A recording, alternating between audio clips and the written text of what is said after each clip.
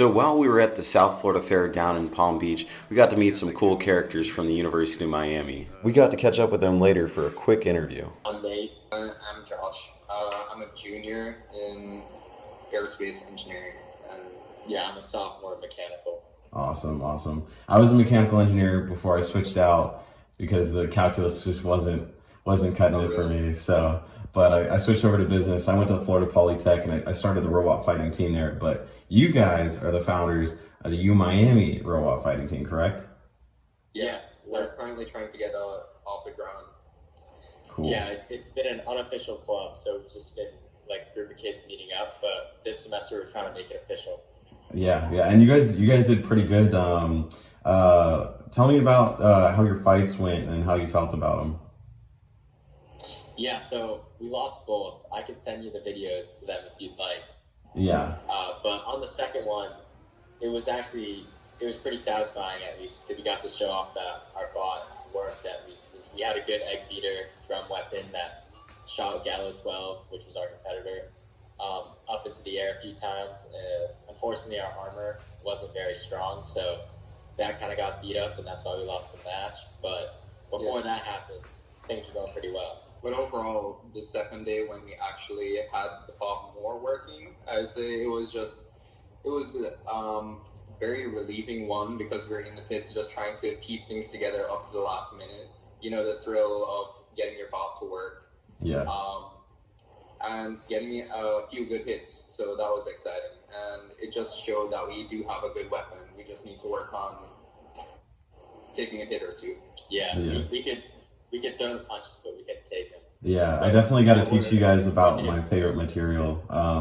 UHMW is the stuff I use on my robot, and instead of having those giant like wing things that you guys have on the side, you can take like a strip of thin UHMW like I have in the front of Dropkick, and then just wrap it around the wheels, and it's like it's a lot lighter. It looks thinner, but it flexes and bounces, and then allows you to have more weight for the rest of your robot too. So, well, I think our issue with that was that the way those spins were set up, it was like better for a horizontal spinner, and we're going up against a vertical. So what happened is, like, when he hit it, it just snapped. It didn't go back and forth because the vertical just hit it up in a way it wasn't supposed to bend.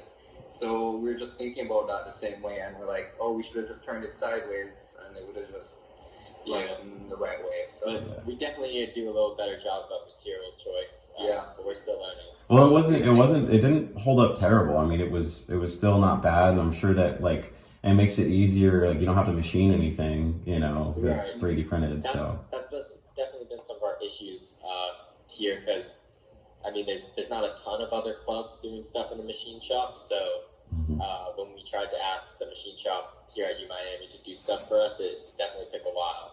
Yeah. But one thing that did come out to the competition was, especially when I came, I was able to talk to some people, and they were just recommending like different material for different parts, and that was good, because like we tried to do research, especially Nate. He tried to do a lot of research into materials, and some of the things that you learn at these competitions, you just can't get on the internet. Yeah, no, you can't. Definitely. Yeah. It was nice, like, finally, like, getting to be inside the robot community and people helping us, because everyone knew it was our first competition. Because, I mean, like, just having a 5-minute conversation with some of the other competitors was better than doing, like, 2 hours of research on my own, you know?